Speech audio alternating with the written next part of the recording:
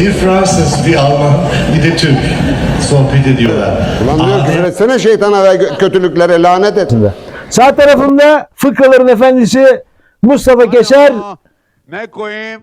Abi öyle deme ya. Bize kalkacak diye sanıyorsun her şey kalkacak. Demiş ki bir golf sopası, bir top bir de delik lazım. Bizim Temel'e de çukur düşüyor. Anasından doğduğuna pişman ederim. Yanlışlıkla Prozac vermiş. Peki amca senin adın ne? Dedi benim adım eşek. Uşaklar acele etmeyin. Ukrayna'da karıştı. Ne diyor kameramancı? Öyle Dedi deme. vermişler. Niye iterliysen? Dünyanın Nazgül'cüğüm, sen bulup çıkarıncaya kadar meteoroloji değişti. Sürpriz. Fadime çıplak dursun çıplak. Selam dostlar. Bu hafta neredeyiz? Arkamda özgürlük heykeli. Kafamda fotoğraf şapka. Evet. Neredeyiz? Amerika'dayız. Bana bak İsmail. Bak beni oraya getirtme. Dostlar ben geçen hafta bir sorun yaşadım. Kendi başıma bir dert açtım. Dedim ki alta yazın. Önümüzdeki hafta kimi yayınlayalım? Siz %50 Mustafa Keser'i istediniz. Tamam adam zaten fıkraların efendisi. İstenmesi normal. Ama %50 de Erol Evgin dedi ki bu adamı şimdi gördünüz. Bu kadar naif, bu kadar kibar, bu kadar smokinli, bu kadar kral bir adam. Türkiye'nin en müstehcen fıkralarını anlatıyor. Şaşırdınız. Abi buna devam. Ama yeterli değil. %50 oldu. O zaman bize ne yapalım dedik. Bu hafta bombaya devam. Yarışma yapıyoruz ikisinin arasında. Sağ tarafımda fıkraların efendisi Mustafa Keser. Ne koyayım? Abi öyle deme ya. Ben yanlış. Dedim mi teftiş edin. He. Mesirler. Ben yanlış anlıyorum. İnsanlar tamam Mustafa abim kralsın. Şapka da bizim kafada durmuyor. Alışık değil ya. Alışık olmayan kafada şapka durmaz derler. Hadi bıraktık. Anladın mı? Anasından doğduğuna pişman ederim.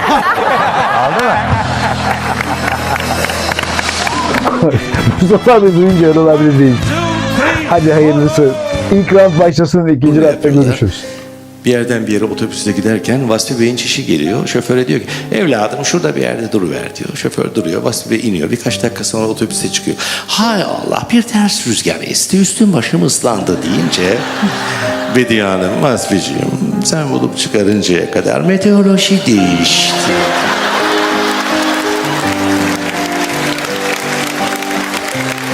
Diyarbakırlı gariban bir kardeşimiz böyle durmuş surların önünde elini de açmış Yüce Yaradan'a. Dedi ya Rabbi halımı görürsen ha. Dedi araba ver, para ver, biraz bir şeyler ver. Abi ortalık gayet sakin, süt liman. Birdenbire bir fırtına, bir alabora, bir hortum Diyarbakırlı'nın fıskasından aşağı. Kalkmış üstünü başını sirkeliyor kan revan içinde. Dedi vermişler. Niye iterliysen? Bizim ustalar hakikaten piyasaya çok sert giriş yaptılar. Abi nasıl fıkra bunlar ya? Şimdi Temel hacca gidecek bak dalgaya bak. Daha bunlar başlangıç. Isınma hareketleri. Erol abi antrenman yapıyor arka tarafta. Mustafa abi zaten doğuştan antrenmanlı. Mendil havada pır pır pır pır pır sallaya sallaya geliyor. Mendilin hikayesini biliyorsunuz değil mi? Evet abi. O mendilin fan kulüpleri var. Kırmızının başka, sarı olanın başka, beyaz olanın bambaşka. Kahvede oturmuş piyala yapıyorduk diyor. Mustafa abinin fıkralarıyla Erol abinin fıkraları birbirine yakın mı? Bence çok uzak. Ama paraleller. Neden? Kafalar aynı.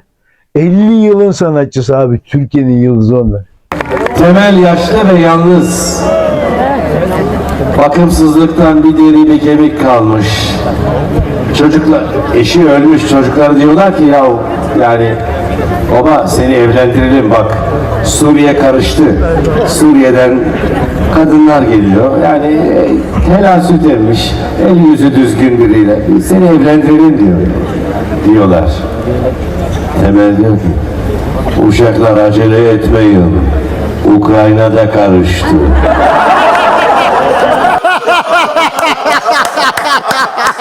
Tamam.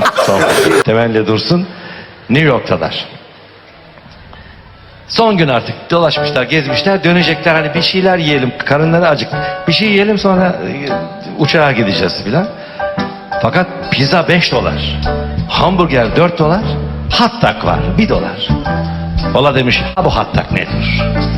Sıcak it dur da demiş. Oy ben yemem ondan demiş. Dönüyorlar dolaşıyorlar daha ucuz bir şey yok. Pizza $5, hamburger $4, hattak $1.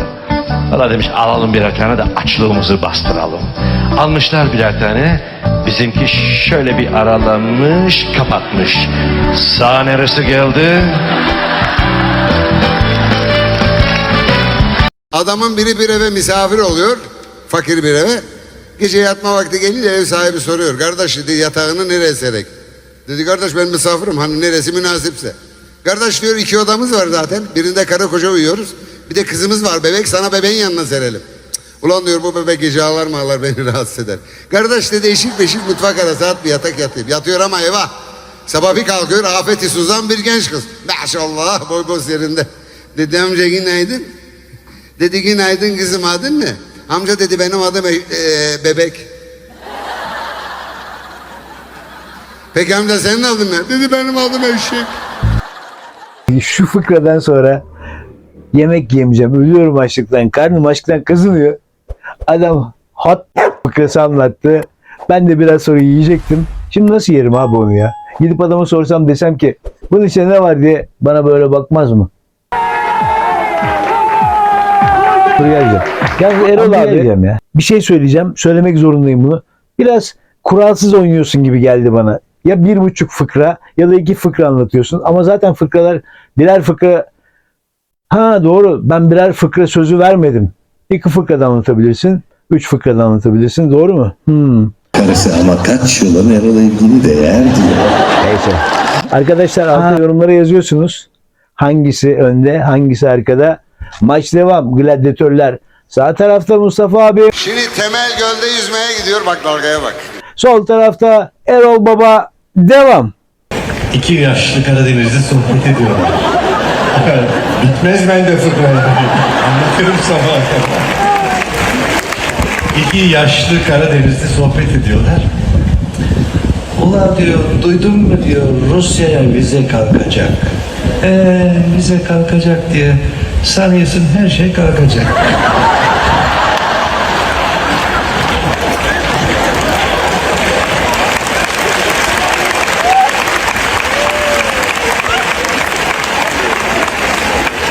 Temel'le Dursun Sultanahmet'te anlatırım gülerseniz anlatırım. Temel'le Dursun Sultanahmet'te geziyorlar. Turist gelmiş. Adam İngilizce sormuş. Bizimkiler de tıkıyor. Fransızca sormuş. Almanca sormuş. Yok. Dönmüş adres arıyor adam. Tek dönmüş gitmiş. Dursun demiş ki ulan Temel ayıp ettik demiş. Bir dil öğrenelim demiş. Temel o 3 dil bildi de ne oldu demiş. Derdini anlatamadan gitti.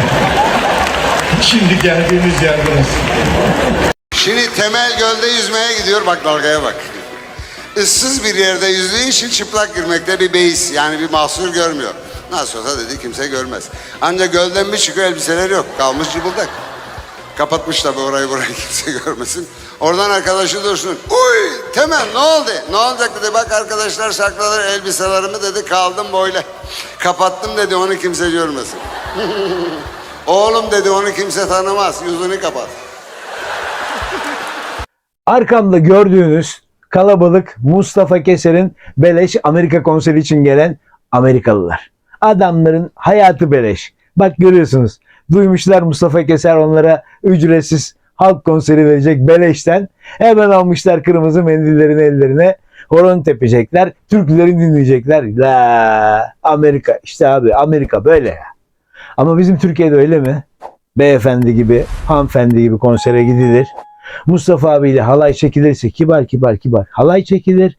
Şarkılara eşlik edilecekse hanımefendi ya da beyefendi gibi eşlik edilir. Bizde öyle abi. Bunlar Amerika. Bak görüyorsunuz ya arkamda. Beleşçiler bir de ya. Neyse bu konu bu.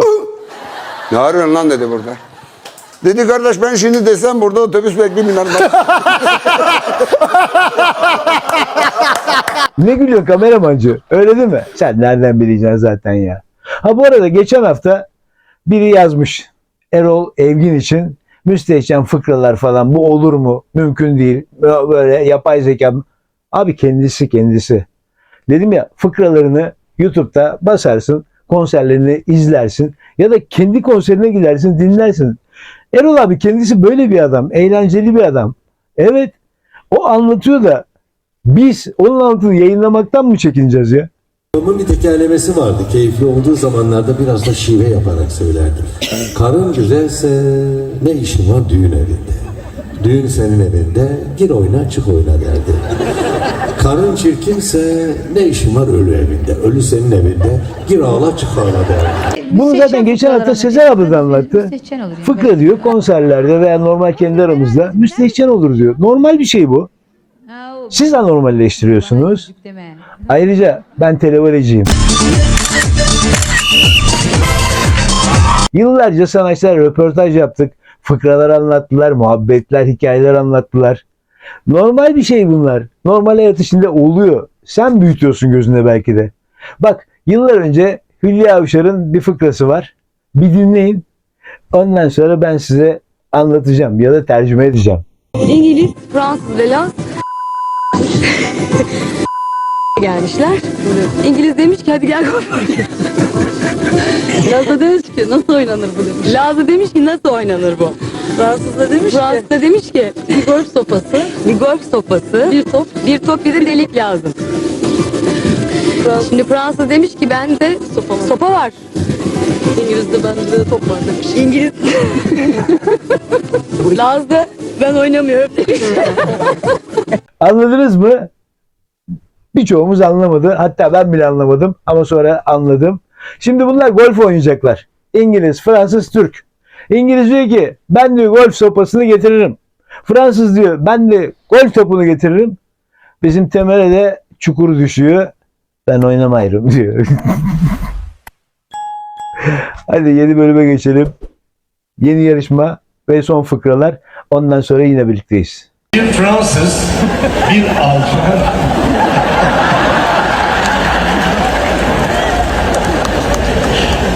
bir Fransız, bir Alman, bir de Türk sohbet ediyorlar. Adem'le Havva hangi milletten, hangi ırktan? Alman diyor ki mutlaka Alman da onlar diyor.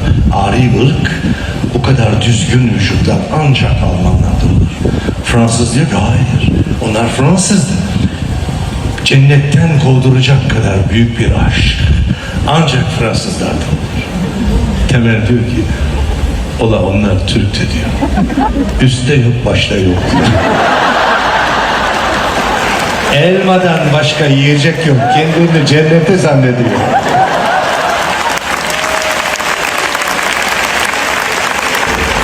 Temel ise felaket vaziyette. Tuvaletten çıkamıyor. Komşunun uşağı demiş. Tıba girdi bu sene. Tıp okuyor. Doktor olacak. Sırlayayım da bana demiş bir ilaç versin.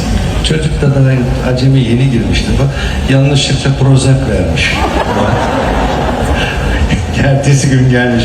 Emice ne oldu? İyileştin mi? İyi misin? Aynen devam ama takmayalım onu kafaya demiş.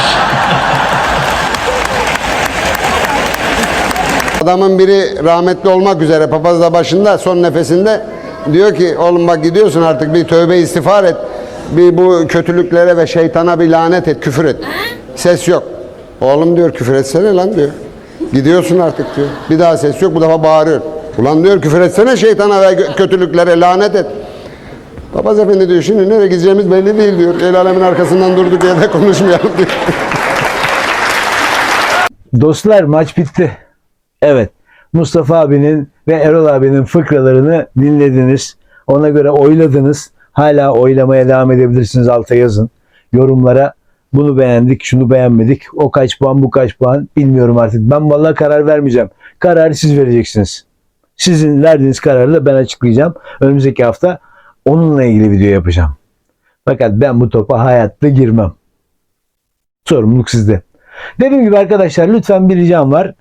Kanala abone oluyoruz, beğeniyoruz. Yorumlara zaten yazıyoruz. O zaman ben kaçar. Haftaya görüşürüz. Bakalım kimi seçeceksiniz. Şimdi gözler değil ya bu Temel Hong Kong o taraflara gitmiş. Bakmış adamın biri caddede gözlük satıyor $500. Bu ne lan dedi. 500 dolar gözlük mü olur? Olur abi dedi. Nasıl olur lan? Abi dedi bunu takınca çıplak gösteriyor. Takıyor herkes çıplak. Ayna diyor 500 alayım bir tane Fadime'ye sürpriz yapayım. Doğru memlekete çaktırmadan kapı tak gözlükler içeri. Sürpriz. Fadime çıplak dursun çıplak. Bir dakika daha büyük sürpriz var. Gözlüğü çıkarıyor gene çıplak. Uy dedi işine sıçayım yine aldım bozuldu.